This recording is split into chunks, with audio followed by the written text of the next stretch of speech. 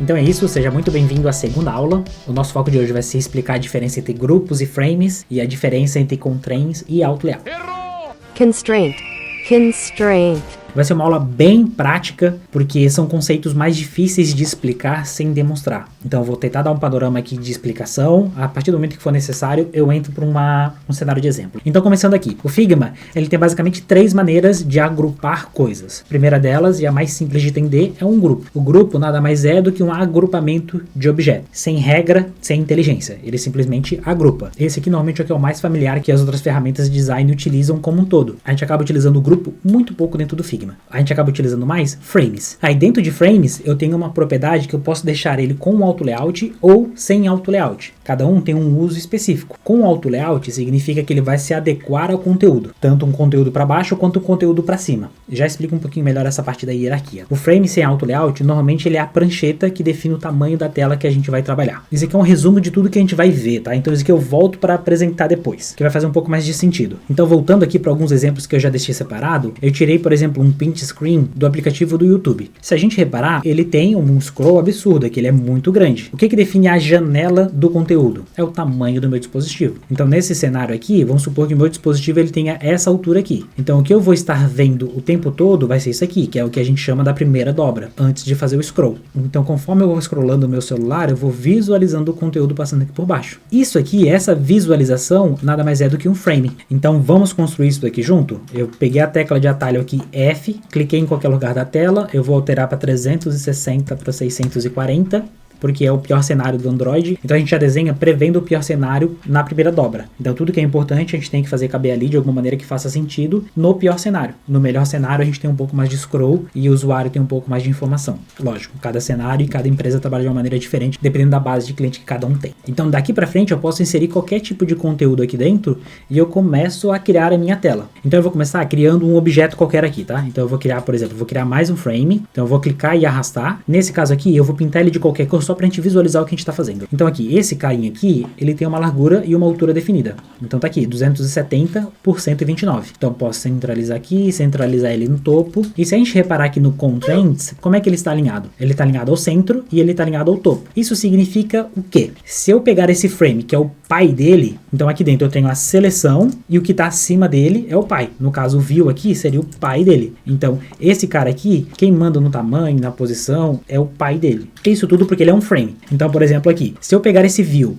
e expandir para a lateral, ele vai estar mantendo a posição central. Por quê? Porque a gente definiu isso aqui. Ele está alinhado ao centro. Se eu clicar aqui, eu tenho algumas opções. Eu posso alinhar ele à direita, à esquerda e à direita, no centro, ou eu posso fazer ele escalar. Então eu vou botar alinhado à esquerda para a gente visualizar, tá? Ele vai se manter preso na esquerda. Agora, se eu arrastar para o outro lado, ele vai manter esse mesmo espaçamento na esquerda. Se eu arrastar para baixo, ele mantém, porque ele está alinhado à esquerda e pelo topo. Mesma coisa para a direita. Agora, se eu boto left mais right, aqui esquerda mais direita, ao fazer isso daqui, ele vai esticar o conteúdo. Então, independente do tamanho do dispositivo, se eu fizer ele responsivo seguindo essas regrinhas, ele vai sempre manter esses espaços laterais. O outro item que a gente tem aqui é o escalar. Ele vai ficar um pouquinho mais difícil de enxergar com o bloco vermelho, mas sabendo que ele não mantém exatamente os mesmos espaçamentos, ele está escalando de forma proporcional. E a mesma coisa vale para as alturas. Então, se eu quiser que ele fique alinhado o bottom, base e o topo, eu posso fazer isso também. Então, por exemplo, se esse cara crescer, ele vai manter essa altura.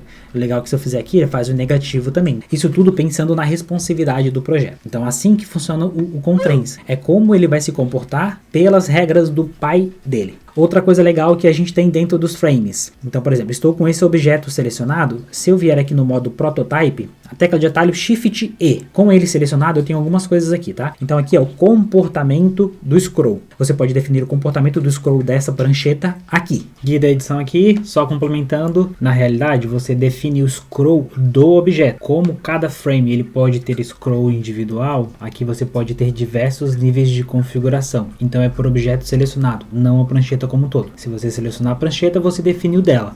Se você selecionar o objeto, você define o dele. É assim que a gente tem scroll horizontal e scroll vertical tudo dentro da mesma página. Aqui a gente tem algumas opções. Como eu estou com esse objeto selecionado, aqui em posição eu tenho 2 itens. Fazer o scroll com o pai dele, então ele vai fazer o scroll normal, que vai ser o que a gente vai utilizar na grande maioria das vezes. A gente tem a opção de deixar ele fixo em algum lugar, e a gente tem a opção de stick. Ele vai ficar preso à base do pai dele. Então quando a gente faz o scroll em algum objeto, ele fica preso temporariamente. Se quiser traduzir, a gente pode botar o stick como colar, sabe? Então ele vai colar ao topo. O fixed, ele vai ficar fixo. Então, por exemplo, se eu botar fixed, eu estou definindo que esse objeto vai ficar fixo independente do scroll. Aqui vai ficar um pouquinho mais difícil de enxergar, porque eu não tenho um conteúdo e eu não consigo fazer um scroll. Então vamos aqui no nosso exemplo do Instagram. Parênteses bem legal pra gente fazer aqui, tá, gente? Se você não tiver instalado o aplicativo do Figma no seu celular, instale. Nele, a gente tem uma opção de espelhamento. Então eu seleciono a prancheta no arquivo do Figma e ele aparece no meu celular, interativo. Então eu posso clicar e arrastar aqui e ele vai funcionar normal, tá? Então isso é muito bom para validar o que você está fazendo. Você usa o celular o dia inteiro, você vai bater o olho e você vai saber automaticamente se alguma coisa está errada ou não.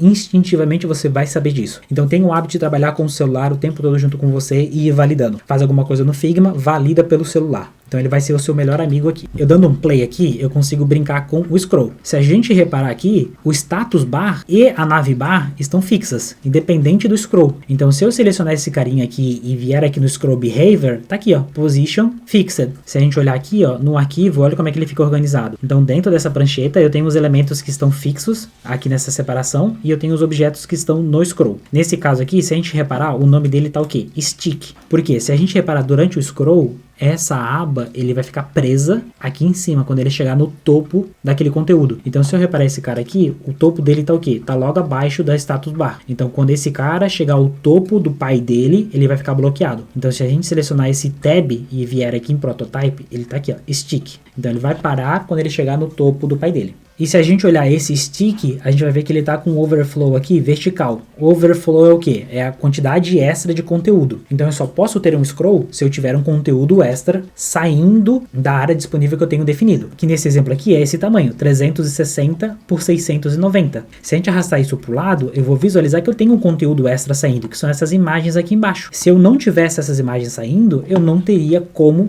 ter um scroll, porque eu vou fazer o scroll para quê? Para nada. Então se a gente vier aqui nos destaques, a gente vai ver que a gente tem um scroll horizontal. Então se a gente reparar, esse cara ele tem mais conteúdo saindo aqui no lado direito. Então ele permite a gente adicionar um scroll horizontal. Então se eu vier aqui clicar e arrastar, ele vai funcionar o scroll aqui também, tá? Então para cima ele faz o scroll vertical, para o lado o scroll horizontal. A gente só pode fazer isso quando a gente tem conteúdo extra do que está definido. Então se a gente reparar, eu não estou vendo o resto dos destaques nem as das imagens. Por quê? No Figma existe uma funcionalidade chamada Clip Content. Tá vendo aqui? Ele vai ocultar aquilo que está saindo da área útil, daquela janela. Então lembra que quando a gente constrói, a gente define uma janela que vai ser visível, é isso daqui. Essa é a área do dispositivo do cliente. Então a gente define isso daqui aqui, nesse momento. Do conteúdo, ele pode extrapolar isso daqui. Quando ele extrapola, ele ganha a funcionalidade do scroll. Para a gente manter o arquivo organizado, eu não preciso exibir o conteúdo o tempo todo fora dessa janela. Para isso a gente usa o Clip Content. Então se a gente vier aqui nessa prancheta e desmarcar o Clip Content,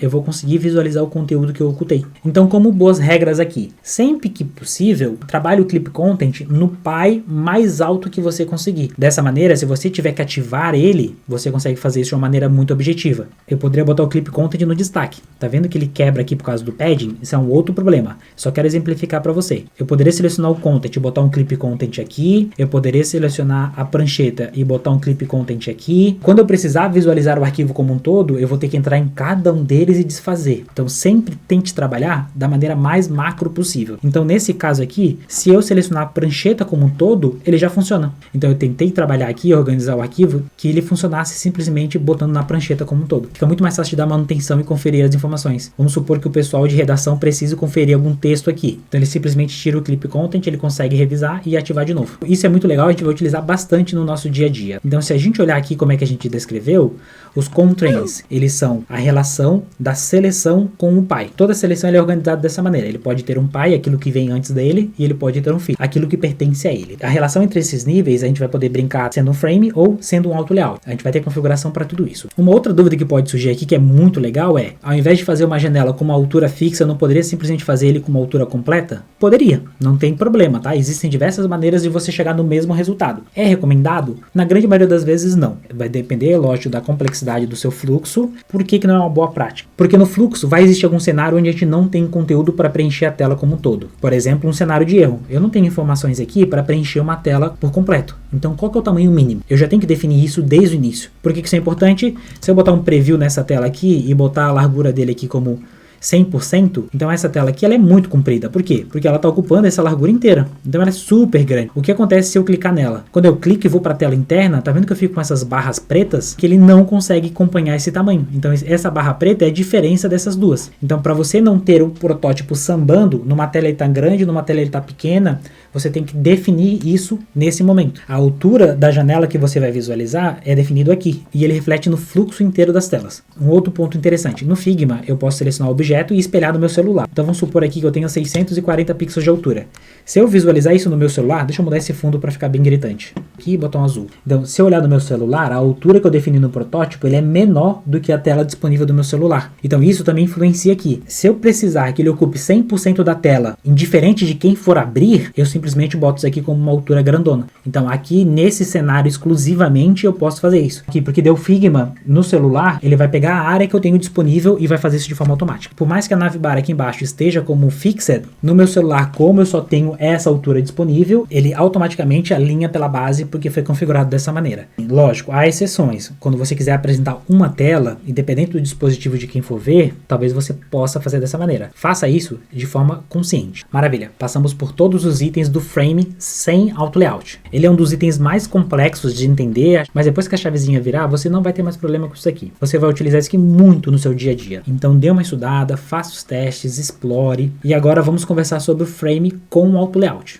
Então vamos lá, né? Nós temos um frame, a gente repara aqui pelo ícone dele que ele é um frame. Como que eu posso transformar ele em auto layout? A tecla de atalho é o Shift A. Tá vendo que ele mudou o ícone dele? Por que o ícone tá uma barrinha maior e outra menor alinhada ao topo? Porque se a gente vier aqui no painel das propriedades, agora a gente tem um auto layout aqui. Tá vendo que ele está acionado e o alinhamento está pelo canto esquerdo ao topo. Então se eu botar para o canto esquerdo ao baixo, o ícone lá mudou. Então se eu botar o centro, ele muda para o centro. Se eu botar para baixo, ele muda para baixo. Eu esperaria que ao botar alinhado à direita, o ícone inverteria, mas ele não inverte. Então eu não sei porque o maior não vem para cá. Aí eu não sei se isso é de propósito ou um bugzinho, mas a ideia é que a gente consiga visualizar pelo topo, pelo centro, pela base, direto nas camadas, sem precisar ficar olhando nas propriedades do painel da direita. O que significa isso? Que ele é um elemento inteligente. Ele pode ser impactado tanto quanto o pai, quanto pelo filho. Então nesse cenário eu vou criar um outro elemento aqui, tá? Eu vou criar um texto. Você reparou que ele automaticamente abraçou o meu conteúdo. Se a gente olhar como o frame está configurado, ele está aqui. A largura dele está marcada aqui, ó, 47, e tá vendo que ele está como hug? Hug, abraçar. Então ele está abraçando o meu conteúdo. Então eu tenho aqui, ó, tem a opção de deixar a largura fixa ou eu posso abraçar o meu conteúdo. E a mesma coisa para a altura. Então eu posso deixar a minha altura fixa ou abraçar a minha altura. Nesse caso aqui ele está abraçando. Então independente do que eu colocar aqui, ele vai abraçar. E aí o que a gente pode reparar aqui é porque ele tem um espaço, um padding lateral. Como que a gente definiu isso? Se a gente olhar aqui no painel de configurações, eu tenho aqui embaixo padding. Então eu tenho os paddings laterais 8,8 e eu tenho o padding superior e inferior 8,8 também. Se eu clicar nesse íconezinho aqui, eu expando para configurar os 4 de maneiras individuais. Se eu clicar Command e clicar aqui, eu posso alterar os 4 de uma vez só. Então eu botei, por exemplo, 24. Então ele vai pegar o conteúdo, abraçar o conteúdo, adicionar 24 pixels para cada lado. O frame 1, ele está dependendo da largura e da altura do conteúdo de dentro. Por isso que ele é com auto layout, porque ele se ajusta automaticamente ao conteúdo. Além disso, a gente pode botar o quê? Pode brincar com aquele clip content, a gente pode botar um canto arredondado, brincar com opacidade, ou uma outra parada muito legal é como que o conteúdo aqui dentro se comporta. Então, se eu duplicar esse texto, ele ficou um ao lado do outro. Se a gente olhar a configuração dele aqui em cima, no flow, ele está alinhado aqui como horizontal. Então, todo o conteúdo aqui dentro vai ser distribuído de forma horizontal. Como que eu defino o espaçamento entre esses objetos? Aqui, no gap. Então, no gap é o que define o espaçamento entre eles. Então, por exemplo, se eu pegar esse retângulo e adicionar aqui dentro, ó, clicando e arrastando, ele mostra em azul aonde ele vai encaixar. Então, se eu soltar aqui dentro, ele vai inserir no meio, vai alinhar pelo topo e vai botar os espaçamentos de forma automática. Se eu pegar esse cara aqui, botar alinhado ao centro, esse bloco cai pelo centro. Então, agora a gente começa a criar interconexões entre eles. Além de distribuir o conteúdo de forma horizontal, eu posso distribuir de forma vertical. vertical. Eu simplesmente altero aqui. Então agora, ao invés de ficar um ao lado do outro, ele fica um abaixo do outro. Aí, além disso, nós temos aqui o outro flow, que é o quê? É o freeform. Nada mais é do que um frame. Se eu clicar aqui, ele se transformou num frame. Tem essas regras de auto layout, então eu posso simplesmente clicar esse cara e botar onde eu quiser. Porque o padding, o espaçamento, todas aquelas propriedades inteligentes não são definidas no frame. Se eu vier aqui e mudar, ele automaticamente ajusta da melhor maneira que ele consegue entender. Como esse cara estava encostado, considera que não teve nenhum pad nas laterais. Ele tenta converter aquele objeto num auto layout da melhor maneira possível. Tudo bem? Deixa eu dar um Ctrl Z aqui. E nós temos o último item. Ele é o grid. Lembrando que o grid era aquela funcionalidade que eu não conhecia antes de iniciar o workshop. Então a nossa aula extra é como eu me atualizo e como eu aprendi sobre o grid. Quando eu estou gravando isso, eu já gravei essa aula, eu já aprendi sobre grid e agora eu vou explicar para você. Então se você quiser saber como eu cheguei nisso, na aula extra a gente vê em detalhe como que eu cheguei nessa conclusão. Então como que ele funciona? Um problema que a gente tem quando a gente trabalha com um auto layout horizontal e vertical é o seguinte: existem alguns cenários, deixa eu pegar um exemplo bem prático aqui pra gente. Nesse exemplo aqui, se a gente olhar aqui nas camadas, olha que legal. Então eu tenho um frame chamado user info, ele tá ali, é alinhado horizontalmente ao centro. Dentro dele eu tenho um avatar e eu tenho um info. O avatar, eu tenho uma imagem associada ao fio e eu tenho um ícone aqui no canto inferior direito. O info, eu tenho mais duas informações. Então no info agora eu tenho um auto layout vertical. Dentro do info eu tenho que é um auto layout na horizontal. Por quê? Porque eu preciso botar 3 colunas. Então tá vendo que aqui eu tenho um vertical, depois eu tenho um horizontal e depois eu tenho mais um vertical. Então eu tenho diversos usos de auto layout só para poder ajustar a posição dos meus objetos. Eu tenho um objeto que precisa ser horizontal, eu tenho um outro objeto que precisa ser vertical. Quando eu começo a combinar essas duas coisas, eu começo a ter um monte de camada só para poder manter organizado. O grid, ele surge para evitar que isso aconteça. Então se a gente olhar esse cara aqui, ele nada mais é do que o quê? Eu sei que ele tem uma linha, 2 linhas. Quantas colunas? Uma coluna, 2 colunas, 3 colunas, 4 colunas. Eu posso pegar esse cara aqui, eu posso transformar ele num grid, 2 linhas por 4 colunas. Então eu pego aqui 2 linhas, 4 colunas. Deixa eu deletar esse texto. Então aqui eu vou diminuir esse espaçamento entre eles. Eu vou botar um espaçamento aleatório aqui de 16, 16. E a altura dele eu vou botar uma altura aqui, ó. Quanto é que tá esse info aqui só pra gente ter como referência? 64. Então eu vou pegar esse cara aqui e vou botar como 64 na mão. Então tá vendo que eu não estou definindo ele como hug, eu defini ele como fixo. Vou diminuir esse padding aqui para 0 e vou diminuir esse canto arredondado. Esse gap tá muito grande, eu vou diminuir também. Então agora eu consigo ver que eu tenho vários bloquinhos aqui, certo? Esses dois primeiros blocos aqui, nada mais é do que o meu avatar. Então eu posso copiar esse avatar aqui e colar aqui dentro. Então tá vendo que nesse caso aqui eu colei e pelo espaço disponível aqui de 64 da altura, ele não teve espaço para mostrar o resto. Então eu vou aumentar aqui temporariamente e vou fazer o seguinte. Eu vou definir que ele vai ter 2 linhas de conteúdo. Então tá aqui, ó, eu posso mudar essa colunas para 2. Então aqui automaticamente ele já inseriu nas 2 linhas, tá vendo? E aí o conteúdo agora eu vou botar aqui para ele abraçar, porque ele tá ficando muito bagunçado. Hug, maravilha. Então se a gente reparar aqui, o meu nome, ele vai ocupar essas 3 colunas. Vou copiar meu nome, vou colar aqui dentro, e aí tá vendo que ele já tá ocupando 2, porque ele tenta aproximar a quantidade de colunas disponíveis. Nesse caso aqui eu quero que ele ocupe 3. Então eu posso simplesmente selecionar esse objeto, clicar e arrastar, mas ele não tá funcionando tão bem, não sei porquê. Então eu venho por aqui, ó, coluna, span, eu boto para 3. E aí aqui depois eu tenho cada um desses aqui vai virar um item ali de baixo. Então eu tenho esse item que vem para cá, o que vai virar aqui, eu tenho esse item vai virar o último item aqui. Maravilha. Então eu já tenho esse objeto criado com um único item. Então eu tenho um frame no formato de grid em que eu organizo tudo. Aqui não. Olha só a diferença de camadas que eu tenho aqui. Aqui eu tenho o avatar, o info. Depois dentro do info eu tenho o nome mais o info. E dentro do info eu tenho 3 itens. Então olha a quantidade de camadas que eu tenho aqui só para organizar o meu arquivo versus o que eu fiz aqui com o grid. Essa foi a conclusão que eu cheguei do principal uso desse grid. E além disso, ele serve muito bem para criação de tabelas. Então aconteceu uma parada engraçada que eu estava terminando de exportar a 7ª aula, aquela onde eu mostro, onde eu aprendi isso, que o Figma lançou um update justamente para essa funcionalidade. O que eu tinha aprendido até então e a principal falha dessa funcionalidade era que eu não conseguia ter controle fino da largura e da altura. E aí eles adicionaram o quê? A opção de eu definir aqui como um hug, um fill ou um fixed individual. E isso resolveu todos os nossos problemas. Então eu posso simplesmente pegar esse cara aqui e botar ele como hug. Então ele vai abraçar o conteúdo. Agora esse cara aqui, eu posso botar ele como um fill, por exemplo. E eu posso definir o posicionamento dele como central. E eu posso fazer isso para tudo. Então eu consigo deixar esse cara aqui exatamente como esse outro cara, economizando camadas. Então ele é maravilhoso. Já botei no meu dia a dia, já comecei a utilizar. Ele tem funcionado funcionado por enquanto super bem. Tem algumas limitaçõezinhas, mas utilizando para esse intuito, para o intuito de tabelas, tem funcionado super bem. Como você viu, a gente tem uma funcionalidade que a gente não passou ainda, que é o fill, é o preenchimento. Então ele vai pegar o espaço disponível que eu tenho ali e vai preencher com aquele conteúdo. Deixa eu exemplificar para você. Então voltando para cá, vou criar um frame, vou botar qualquer cor nele aqui, vou transformar ele em auto layout com Shift A, vou botar um texto aqui dentro, vou criar esse texto aqui um outro auto layout e vou duplicar. Esse segundo aqui eu vou tirar o texto dele dentro dele só para eu ter um segundo frame. Pintei ele aqui de qualquer cor, pode ser branco mesmo. Então aqui, se a gente reparar esse cara, ele tá como hug. Então ele está abraçando o conteúdo. Quem está definindo o tamanho e a altura dele é o conteúdo, é o filho. Ou no caso aqui, os filhos, né? Só que isso nem sempre é verdade. Às vezes, quem pode definir o tamanho do conteúdo é o pai. Então, por exemplo, se eu pegar esse cara aqui e definir que ele vai ter 350 de largura, só que eu quero agora que o filho, ele ocupe o espaço que eu tenho disponível nesses 350. Então eu posso selecionar os dois objetos aqui dentro. Então se a gente reparar aqui na largura, eu tenho uma outra propriedade chamada fill container. Então ele vai preencher o container que ele pertence, que é o pai, com o espaço disponível. Então se eu clicar aqui, cada um dos dois vai ocupar 50% do conteúdo. Se eu duplicar de novo o primeiro, cada um deles está ocupando 1/3 do espaço disponível. Então isso eu posso utilizar para muita coisa. Então se a gente reparar, a gente tem um conflito. Eu não consigo botar o pai como hug e o filho como fill. Essas duas coisas entram em conflito. Porque se o pai depende do filho e o filho depende do pai, nunca vai funcionar. Então ele sempre vai manter a última opção. Nesse exemplo aqui, a gente botou o pai como hug. Se eu olhar os filhos, a largura dos filhos vai estar fixa.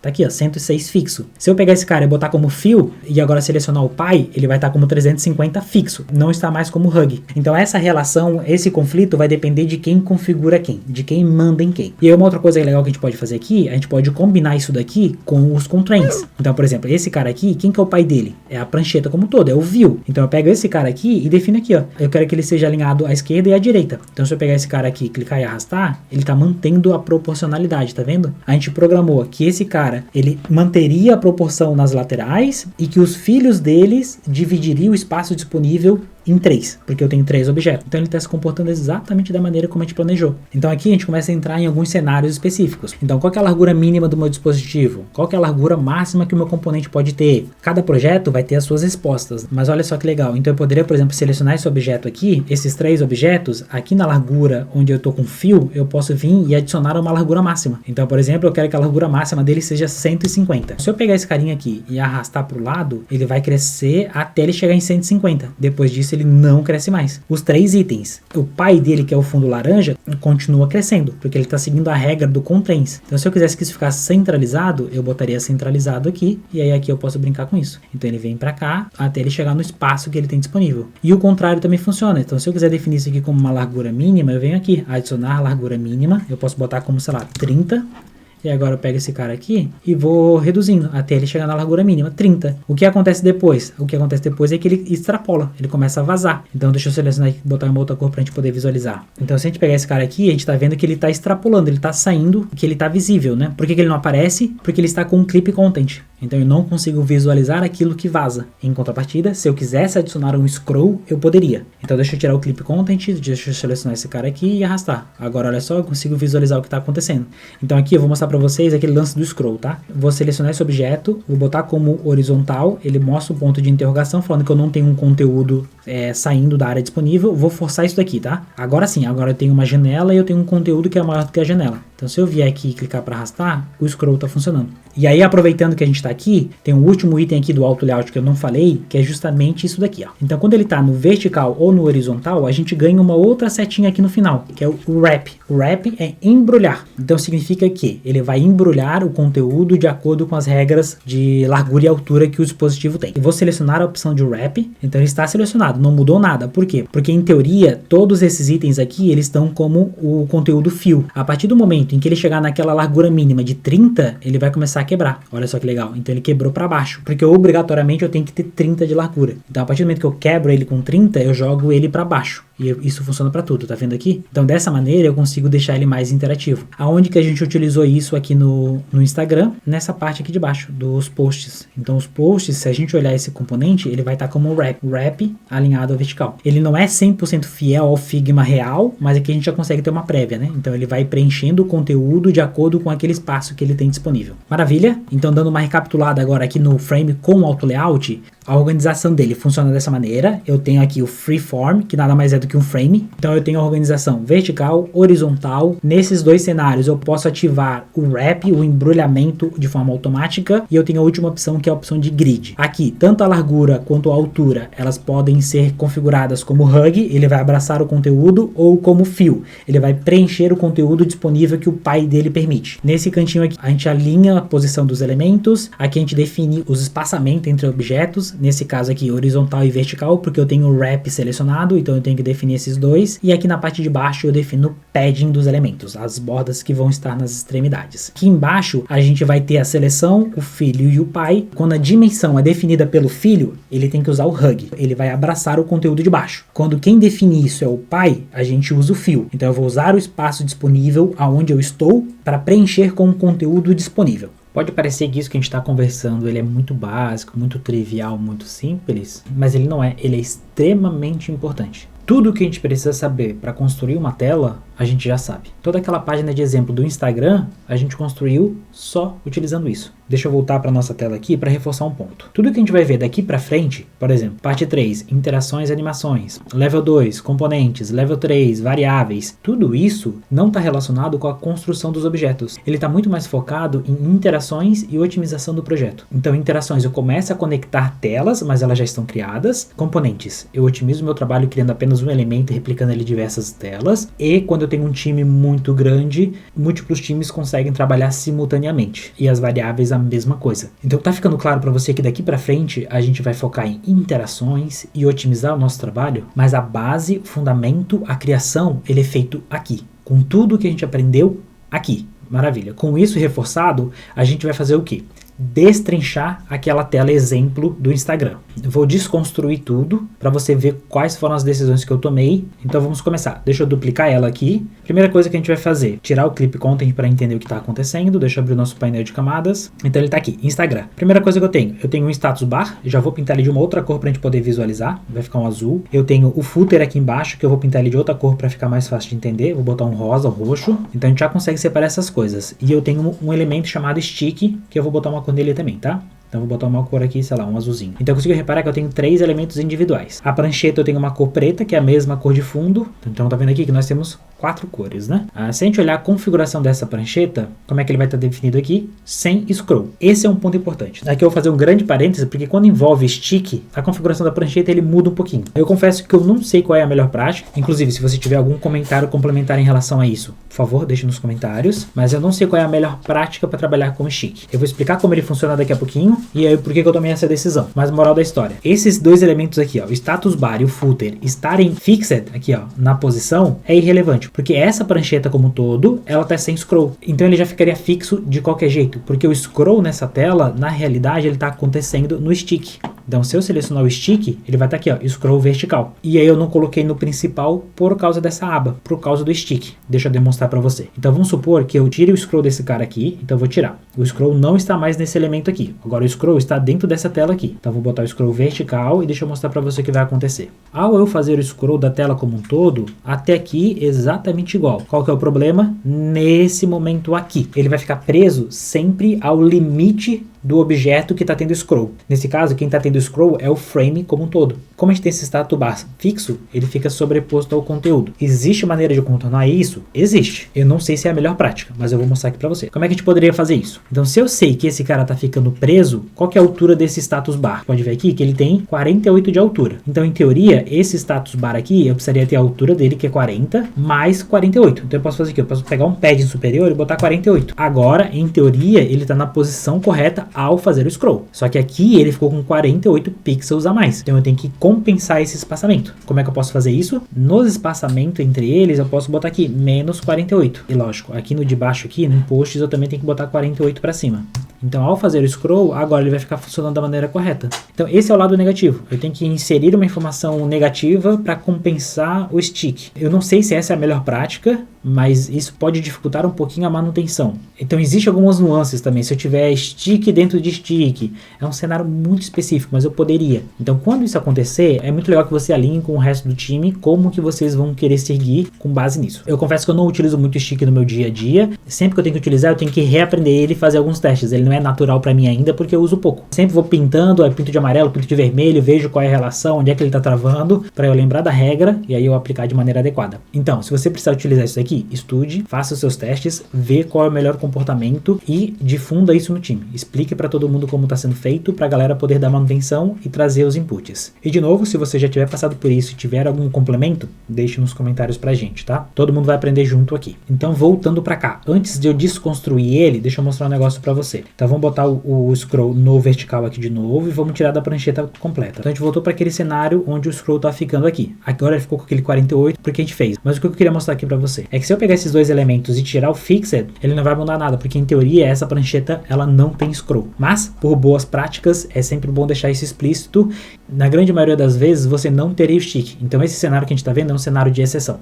Então, agora eu vou tirar o stick e a gente vai considerar esse cenário mais realista. Então, desagrupei, ele virou um content. Agora eu não tenho mais o scroll aqui. Agora eu vou botar o scroll na prancheta como um todo, vertical. Vou selecionar esses dois objetos, vou deixar ele como fixed. Então, ele vai estar funcionando do jeito que a gente planejou. Qual que é o problema? Aqui embaixo, ele tá sumindo a imagem, tá vendo aqui, ó? Porque o scroll, ele vai até a área disponível. Então, eu preciso adicionar um pad inferior. Qual que é a altura desse cara aqui? 62 pixels. Então, eu venho nesse objeto como um todo e adiciono um padding de 62. Então, agora, se eu fizer o scroll, eu vou chegar aqui embaixo aqui. Então, esse item extra, ele tem um padding complementar. Então, aqui é um excelente momento para a gente fazer um parênteses e a gente reforçar uma regrinha que a gente já conversou anteriormente. Sempre que possível, defina as suas camadas superiores com as regras principais. Por exemplo, se eu precisar desse padding inferior de 62 porque eu tenho uma navbar, eu deixo no bloco do content, no bloco principal. Deixa eu voltar para cá. Então, tá vendo aqui que se eu precisar alterar, eu não preciso entrar no grupo, selecionar o último objeto e adicionar o padding lá. Eu deixo no bloco principal. Esse nosso cenário é um outro exemplo ruim para isso, porque o Instagram ele tem diversos espaçamentos laterais de acordo com o bloco. Aqui em cima eu tenho um espaço, na parte do perfil eu tenho outro, no botão eu tenho o mesmo de cima, aqui eu tenho igual,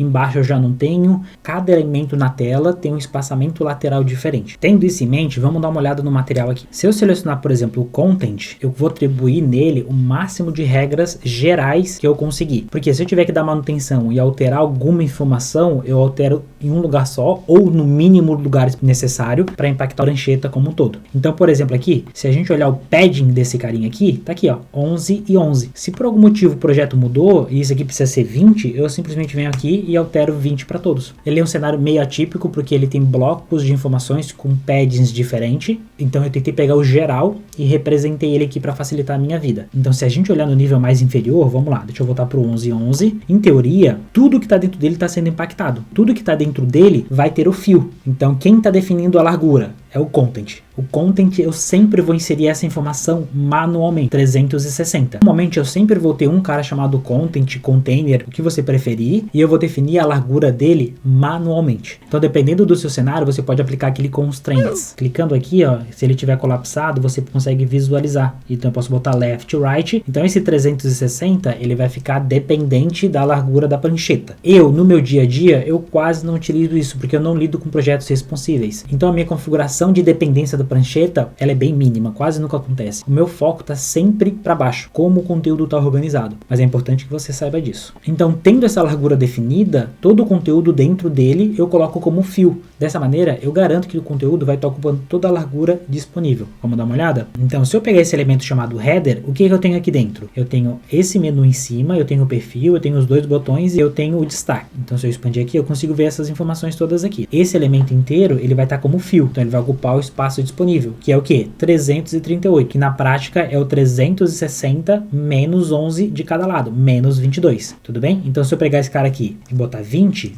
agora o conteúdo aqui dentro vai ser diferente, vai ser 320. Então, se eu segurar Alt e botar o mouse aqui, eu consigo ver que o pad interno, ele é de 20. Mas olha só que interessante, aqui em cima, se a gente reparar esse bloco de cima, ele está ignorando esse padding. A mesma coisa para as abas e a mesma coisa para o conteúdo. Como é que eu fiz isso? Como esse conteúdo, ele não é impactado pelo padding de 20, de 11, eu tive que sobrescrever essa regra. Então, ao invés de eu colocar ele como um fio, eu simplesmente botei ele como 360 fixo. Não é uma boa prática porque ele pertence ao auto layout content. Então, se por algum motivo essa prancheta alterar de largura, esse conteúdo especificamente não seria impactado. A largura dele seria 360 porque ele te definiu isso fixo. Mas na grande maioria das vezes, não vai acontecer isso de larguras ficar variando no meio do projeto. Lógico, sempre existe o cenário de responsividade, mas aí você consegue contornar isso com documentação. edição. Guia da edição, como você deve ter percebido, não é fácil. A gente corrige um problema e cria outro. Então a gente sempre está correndo atrás de uma solução. Não existe uma bala de prata que vai solucionar todos os nossos problemas. Então o objetivo é, entenda o problema, conhecendo a ferramenta você consegue adaptar a solução, deixe isso documentado para a próxima pessoa, partimos para o próximo problema. É isso? Voltamos pro vídeo. Deixa eu demonstrar isso que eu estou falando. Então, por exemplo, eu defini esse cara aqui, ó, 360 manualmente. Se eu entrar no posts, mesma coisa, 360 manualmente. Então, com a nossa prancheta selecionada, eu vou clicar e arrastar.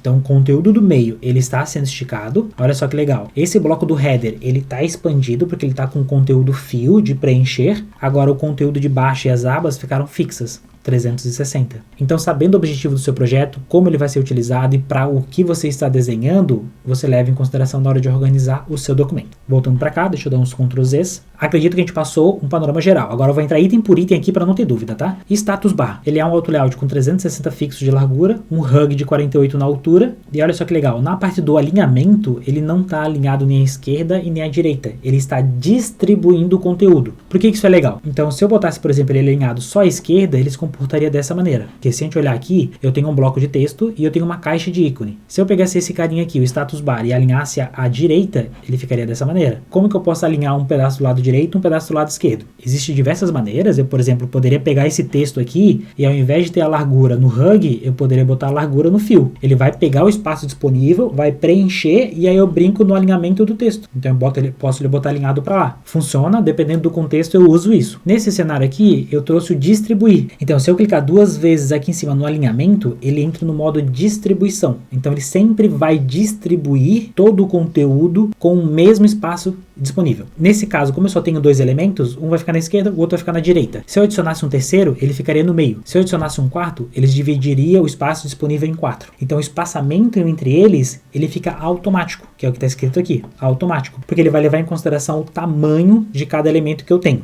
Outra maneira que eu posso fazer isso é digitando. Então vamos supor, eu tinha 16. Se eu vier aqui e digitar alto, ele vai fazer exatamente a mesma coisa. Então vamos lá, deletamos esse cara aqui porque a gente já viu. Agora vamos para o footer. Então o footer, se a gente olhar aqui, ele é um 360 fixo com um hug de 62 na altura. Se a gente expandir esse cara, eu tenho um elemento navbar, que é onde fica organizado os meus ícones, e eu tenho o navigation bar, que é do dispositivo. O navigation bar nada mais é do que um ícone. Tá vendo que esse ícone ele é feito com frame? Então ele é um frame de 96 por 4 pintado de branco, com 99 de canto arredondado. Eu poderia fazer isso com um retângulo? Poderia, mas no frame eu tenho um pouquinho mais de controle. O navigation bar, eu botei um padding de 8 para cima e para baixo, e aí eu consigo controlar a altura dele da maneira que eu preferir. Por exemplo, se eu quisesse que essa linha aqui de baixo, ao invés de ter 4 de altura, ela tivesse 8, ele já ajustaria tudo automaticamente. A navbar nada mais é do que 5 itens específicos. Tá vendo aqui que ele é um frame? Ele é um frame com um vetor dentro. Esse vetor é o ícone. Onde é que eu peguei isso daqui? No site do Material Design. Então vai lá no Material Design, copio o ícone, colo aqui, ele cola como um frame, como um elemento. Então eu só reviso o tamanho, 24 por 24, confiro todos, e aí por último o meu avatar. Então o meu avatar nada mais é do que um fio com a minha imagem e um contorno interno de 1.5 pixel. Tá vendo aqui?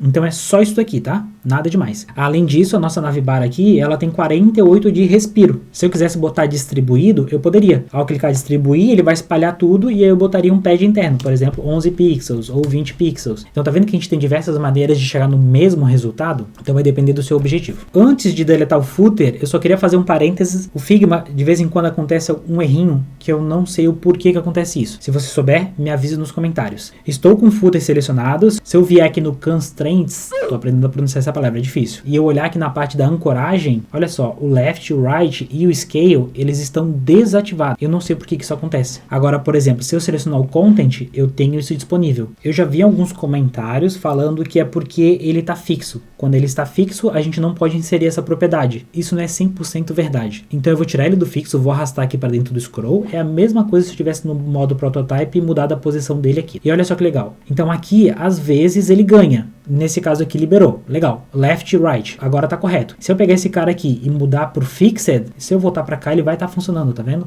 Eu não sei porque às vezes tem, às vezes não tem. Deixa eu mostrar um outro cenário que eu consigo contornar isso também. Por exemplo, selecionei ele aqui de novo, dei uns Ctrl Zs, ele não tem. E se eu clicar com o botão direito e botar aqui ó, Frame Selection, Se eu selecionar o footer de novo, agora ele vai estar disponível. Então aqui agora eu boto left, right e eu seleciono o frame 6 e desagrupo. E aí ele vai manter o histórico anterior. Então eu não sei exatamente o porquê que às vezes ele não funciona. Parece que quando a gente força esse reset, a gente consegue implementar essa regra de novo. Infelizmente eu vou ficar devendo uma resposta mais precisa para você. Não sei se é um bug, mas ele se comporta dessa maneira. Continuando, deletamos o footer. Entendemos essas limitações. Continuando aqui, nos restou o content. Se a gente selecionar aqui, vamos ver como é que ele está alinhado. Então ele está no Y48, porque ele leva em consideração aquele começo. Eu alinhei à esquerda e à direita e ao topo. A largura está fixa em 360. A altura sempre no hug. Ele está alinhado ao centro no topo. Está com aquele padding de menos 48, porque foi aquele teste que a gente fez agora. Paddings laterais, eu não tenho nenhum superior. Aqui eu poderia, ao invés de eu ter 48 no Y, eu poder botar 48 aqui e botar 0 no Y. É uma outra maneira de manter organizado. Lembre de combinar com o time e seguir aquilo que está todo mundo mais confortável. E eu tenho um pad inferior de 62, que é para ele não ficar atrás da navbar. Eu não tenho o clip content ativado e é basicamente isso. O header eu tenho duas informações. O info, que é essa parte toda de cima, e o destaque. Dentro do info eu tenho 3 itens de novo. O menu, que fica na parte superior e ele ignora os paddings do pai. Então ele tem um padding próprio. Dentro dele eu tenho 3 itens. Ícone 1, o nome e o ícone 2. Então se a gente olhar aqui, o primeiro ele está com uma largura fixa,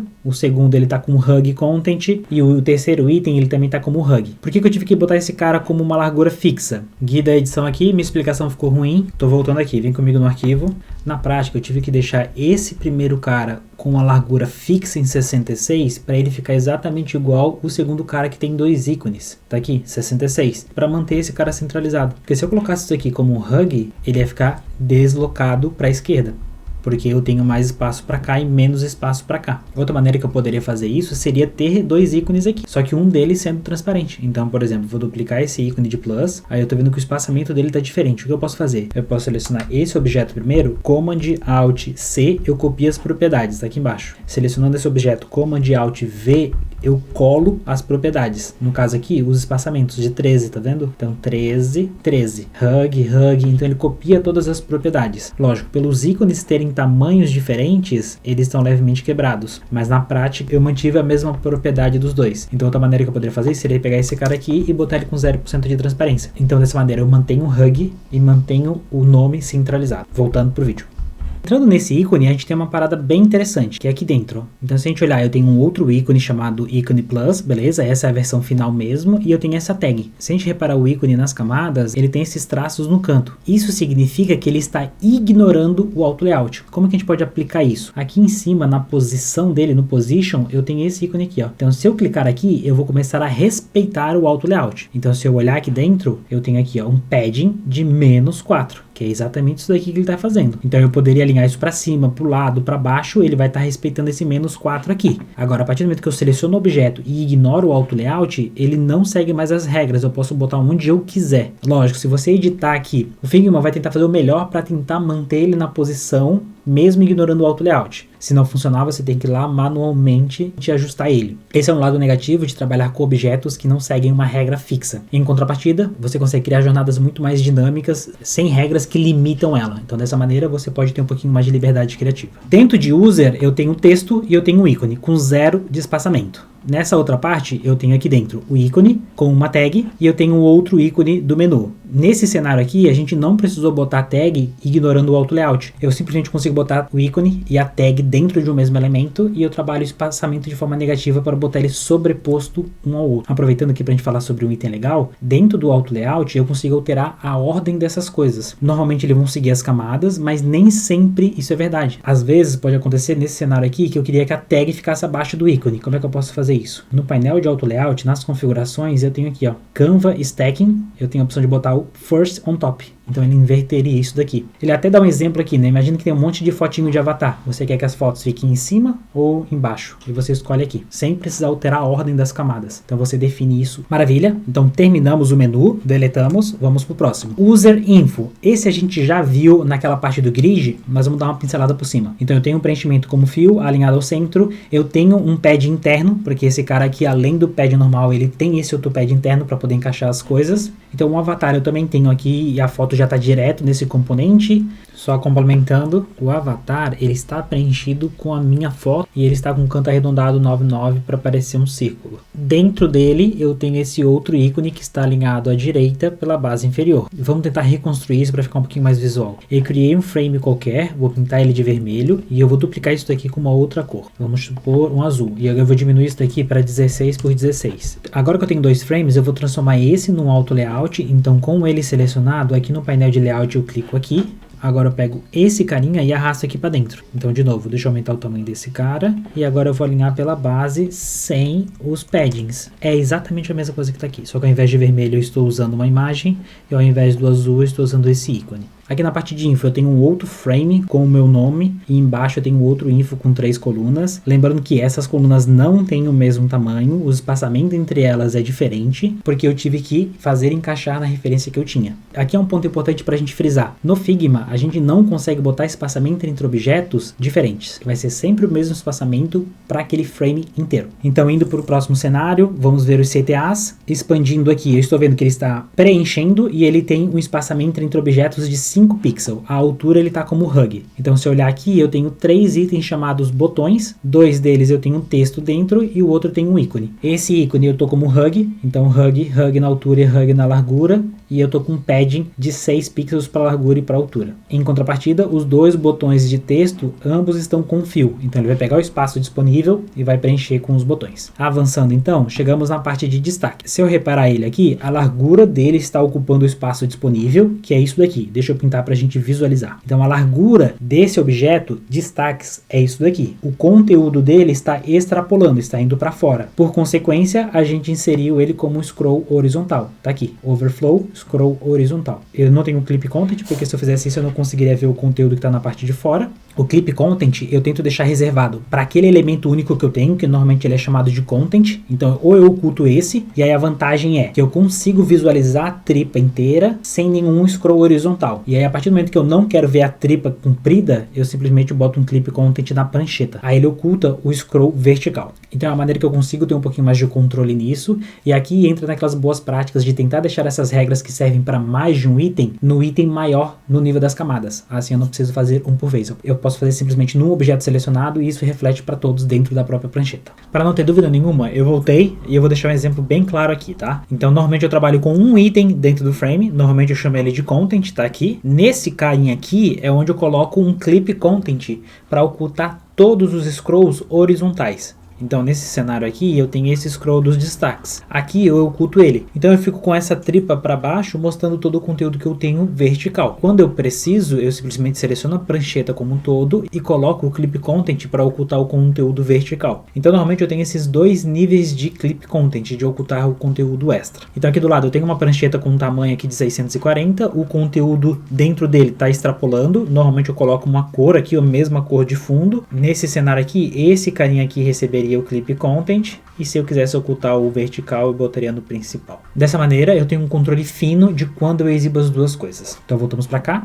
Aqui nas camadas a gente tem esse ícone aqui que é bem importante, eu vou reforçar ele, tá? Que ele significa o quê? Colapsar camadas. Ele vai fechar todas as camadas, menos aquela que você está selecionada. Então, por exemplo, quero botar destaques. Eu fecho ela, eu fechei todas e deu ênfase onde eu estou. Fica mais fácil de visualizar as coisas, tá? Então se eu entrar nele, eu estou vendo que eu tenho vários highlights, vários destaques aqui dentro. Deixa eu expandir o primeiro. Nesse cenário aqui, eu tenho um ícone que está aqui dentro, ícone plus, e eu tenho um texto embaixo. Vamos para o segundo porque ele tem um pouquinho mais de coisa. Eu tenho esse frame que serve para quê? Só para ajustar o auto layout vertical, então esse espaçamento eu defino aqui, de 4 pixels, a altura como hug, largura como hug. Se eu clicar em asset, aqui dentro eu tenho um frame só para o ícone. Então eu tenho esse ícone pintado de uma cor, o pai dele é um frame chamado ícone, onde eu aplico essa segunda cor e coloco padding de 15 pixels para cima, para baixo e para os lados. Então dessa maneira eu ganho esse círculo com esse azul. O pai do ícone é o asset, onde eu tenho um contorno de 2px e ele tem um padding interno de 5 pixels. Então nesse cenário aqui eu não pinto ele, porque se eu pintar o asset ele vai ignorar o ícone. Por exemplo, pintar ele de branco. Tá vendo que ele fica com essa borda aqui? Se eu alterasse a cor do frame principal, eu teria que vir de forma individual em cada um desses e pintar também. Então eu prefiro deixar transparente e ele pegar a cor de fundo. Maravilha. E aqui na parte de baixo eu tenho o texto. Então o texto, se a gente reparar aqui, ele tá com a segunda opção selecionada, que é a largura automática, que é a mesma coisa se eu tivesse colocado como fio. Além disso, eu tenho a configuração que ele não pode pode ter mais de uma linha. Se eu clicar aqui e botar qualquer coisa, ele vai simplesmente botar a reticências a partir do momento que ele chegar naquele limite de largura. Então se a gente olhar, isso aqui já está pronto para se tornar um componente, mas isso a gente vai ver nos próximos vídeos. Maravilha, vimos os destaques, então matamos o header. Aqui embaixo eu tenho as abas, nada mais é do que um auto layout com a largura colocada na mão, o 360, porque a gente não respeita o padding da página, e isso fica muito nítido aqui, ó. Deixa eu mostrar para você.